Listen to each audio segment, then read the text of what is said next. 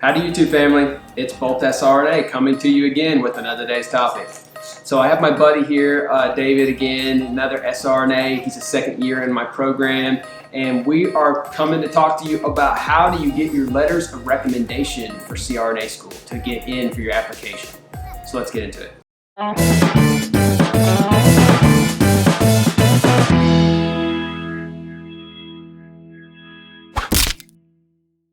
All right, so I have people hit me up pretty often asking me like, where do I get my letters of recommendation? What kind of letters of recommendation do I need? How do I convince somebody to write a good one for me? That kind of stuff. So I want to talk a little bit about how me and you both got letters of recommendation written for us for CRNA school. So what letters of recommendation did you get? I received 3. So I received one from my manager, which is typically a requirement. Like it'll literally say when you apply to CRNA school, you have that one from your manager. Yep. I got one from a CRNA, and then one from my college professors. Yep. Yep. A lot of programs will want you to have, like you said, from your nurse manager on the ICU. They want to see from your current nurse manager that you are a good ICU nurse, that they think you're going to be a good CRNA student. The downside to that is if you have not told your manager that you're going to CRNA school or that you're preparing your application, that's the point where you got to tell them. Yep. And it can get ugly because if they don't want you to leave, or maybe you just have been in the ICU at that place for a year or maybe 2 years, and they don't feel like you've really put in your time or the energy as an employee yet for them to warrant you leaving and them hiring a new person in your place, they may flat out refuse to do a recommendation letter. And I've heard from many students who have said they've been in those situations where the nurse manager's like, we're not writing any more letters of recommendation for any more people going to school. We're on a freeze for that, which is their way of being like, they don't want to deal with hiring new employees at that time. So, and they're short-staffed or something. I mean, let's face it, I've heard it costs like $20,000 to train an ICU. Yes. And so it is very expensive to do that. And so I understand nurse managers who are like,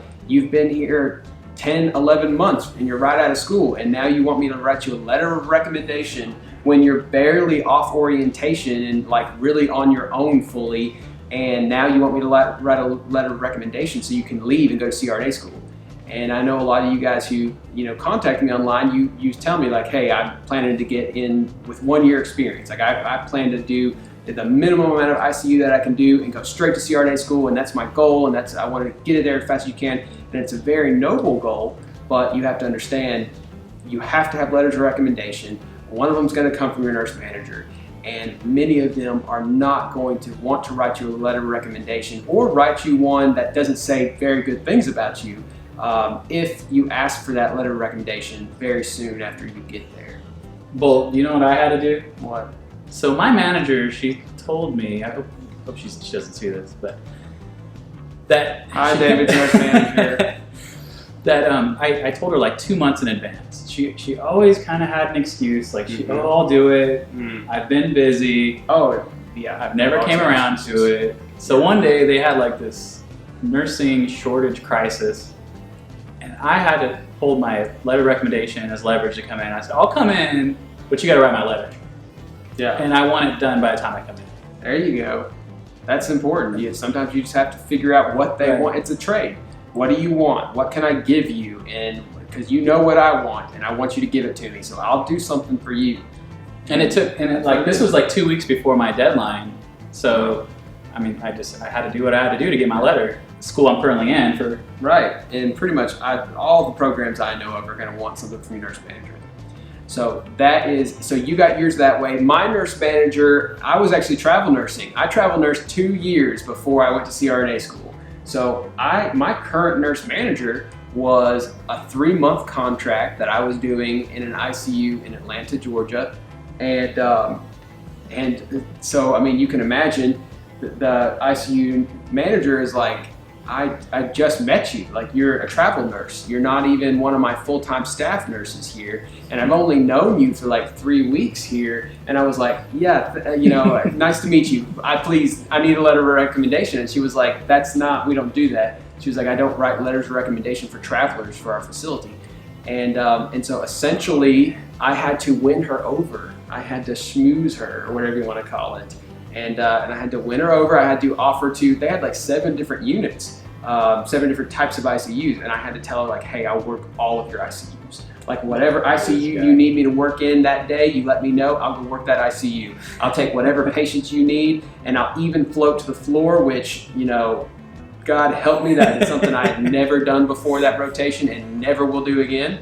But I floated to the floor and did some med-surg nursing and some step-down nursing there on that assignment, and hated every second of it. And was completely overwhelmed trying to juggle more than 2 patients. I didn't know what I was doing.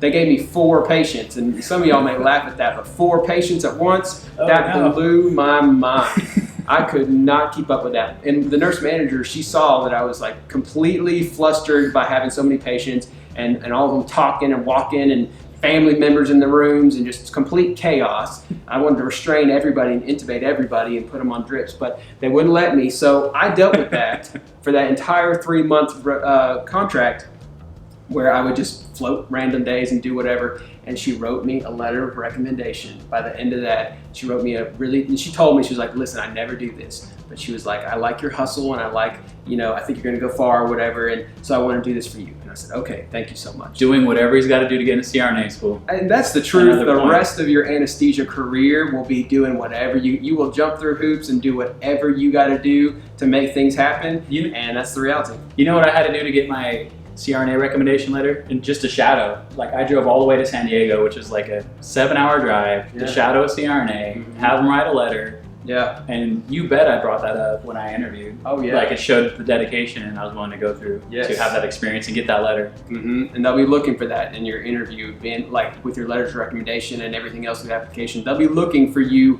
going way above and beyond normal measures to show that you're willing to put in everything you got to do for this.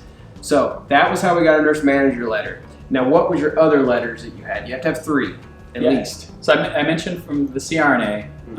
This is like the only one I knew in California, and I drove all the way down to San Diego. He let me spend the night at his house, shadowed. When I was done, he wrote me a letter. Yeah. And then I emailed a professor of mine through my ADN program. He also wrote me a good letter. We had developed a good relationship, so he had nothing but good things to say about him. Yeah, that's really good, and that's another point, is make sure and keep good relationships with your nursing school professors, because that was also a letter that they wanted from me, was a letter of academia from my undergrad, my BSN.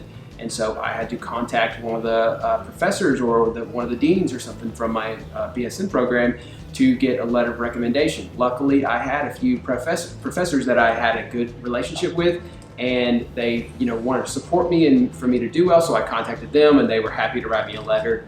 And then my other one was a critical care pulmonologist who actually did not work in anesthesia.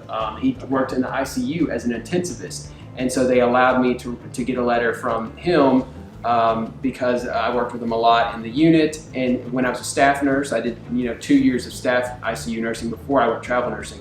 So I contacted him. He remembered me, even though I was travel nursing at the time when I contacted him. He remembered me from when I was a staff nurse. And he told me back then, he was like, you need to go on to be a nurse practitioner or a CRNA. He was like, you're gonna go far and do all that stuff. And so I called back on him and said, hey, you remember when you told me to go to CRNA school? Guess what, I'm doing it. So can you please write me a letter of recommendation?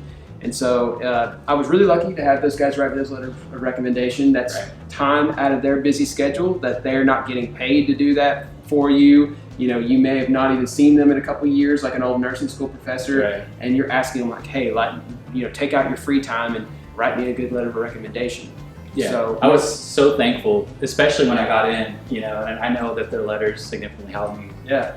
I was just so thankful that they took the time and wrote me a good letter. Yes. Likely had nothing but good things to say about me, but a lot of times you really don't even know what they say because you got to submit it directly to the university. Yeah, it's like sealed, directly sent from the person to the university. So you hope they're saying good things about you. Usually people say good things about you. The only time I've heard of people saying they've had questionable things said was nurse managers. Yeah. Sometimes the nurse manager thing can bite you if you did not have a good relationship with them, or you were sick for a long time or something like that happened. That might get included in your letter of recommendation. So The whole key here is network all throughout nursing school as an ICU nurse the whole time. Network, connect with people, make good impressions, keep those relationships, build those relationships, and then you can call on those people when you need those letters of recommendation.